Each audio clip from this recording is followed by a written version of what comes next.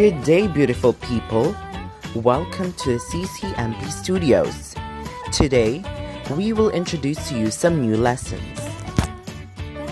The new lesson is entitled Technique in Selecting and Organizing Information. But first, let me introduce to you the two basic organization patterns. The two patterns are deductive method and inductive method. These methods will help us organize or sequence the thoughts and ideas that we will be gathering. The first pattern is deductive method. The deductive method begins with a generalized idea and then proceeds to the specific idea that illustrates in serving others. For example, the meaning of life is in serving others, while the specifics are, I served my God, I served my parents, and I served my community. In this case, when you organize an information starting with the general idea, you can get lots of options. Next is the inductive method. Inductive method is the complete opposite of deductive, wherein thoughts begins with various specifics and progress to a generalizations of ideas.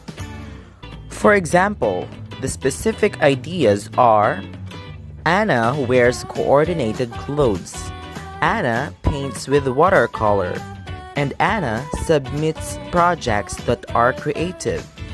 The general idea is Anna is an artist. In this case, you are organizing thoughts through supporting ideas first, then getting the general idea. And now, let's jump onto the techniques in organizing informations. It is possible in developing an organized thought pattern through conscious training and application. Take note that organized thinking must be part of one's survival kit. The following techniques will give you an idea on how to organize information. First is the graphic organizer or bubble list. It is a visual representation of one's thought as they connect with other thoughts and idea. This technique is very common for people who are observable.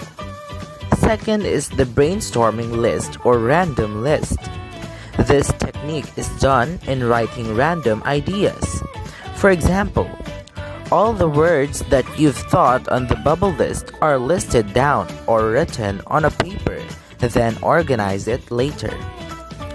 Brainstorming always happens on a group activities. The third one is the topic outline. Outlining can be very useful in organizing an idea.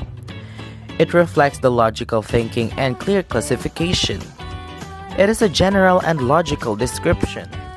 It is also a schematic summary and an organized pattern with visual conceptual design for one's writing. And last but not the least is sentence outlining. It uses complete sentences for all entries and use correct punctuation.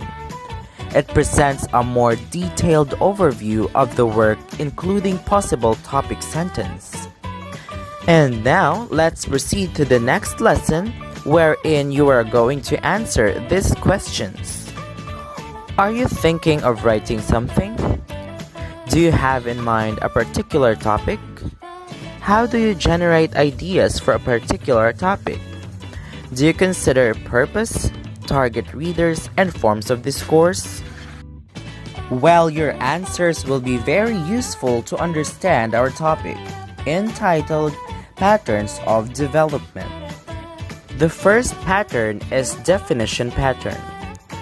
It is the act of defining, making something definite, distinct, and clear, showing the exact meaning of a term that might have various meanings.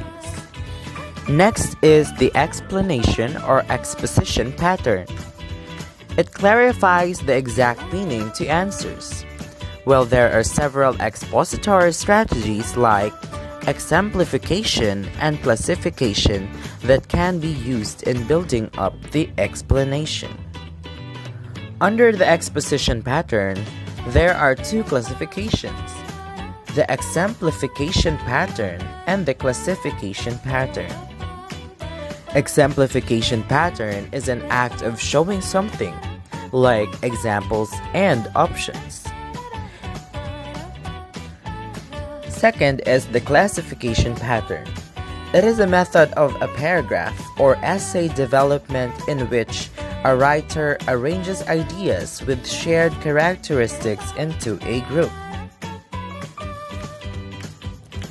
Well, have you learned something? Thanks for visiting this page, and thanks for watching the video. Watch out for next videos and learn something from CCMP. Thank you guys. Goodbye.